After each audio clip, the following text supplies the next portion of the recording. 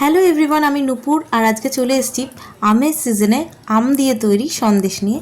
তো চলো ভিডিওটা শুরু করা যাক। 1 লিটার দুধ নিয়ে সেটাকে ছানা বানিয়ে ভালো করে ছেঁকে রেখেছি, আর 2টো হিমসাগর আম নিয়ে আমি মিক্সিতে ভালোভাবে পেস্ট করে নিয়েছি। আর ছানাটাকে ভালোভাবে জল ঝরিয়ে 4 থেকে 5 মিনিট খুব ভালোভাবে মেখে নিতে হবে। এরপর গ্যাসে কড়াই বসিয়ে তার মধ্যে পুরো আমটাই আমি দিয়ে দিয়েছিলাম। 2 থেকে 3 মিনিট এটাকে ভালোভাবে নাড়াচাড়া করতে হবে যাতে নিচে না লেগে যায়।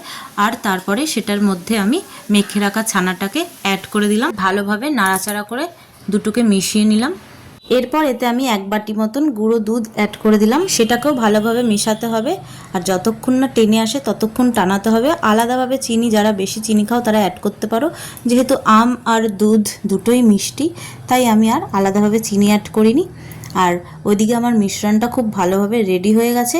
আর এরপর আমি একটা প্লেটে ভালোভাবে ঘি ব্রাশ করে নিলাম। কড়াই থেকে মিশ্রণটা খুব তাড়াতাড়ি গরম অবস্থাতেই নামিয়ে আমি থালার মধ্যে সুন্দরভাবে প্লেন করে সাজাতে শুরু করলাম। আর এটা গরম থাকা অবস্থাতেই সাজাতে হবে, না হলে পরে শক্ত হয়ে যেতে পারে।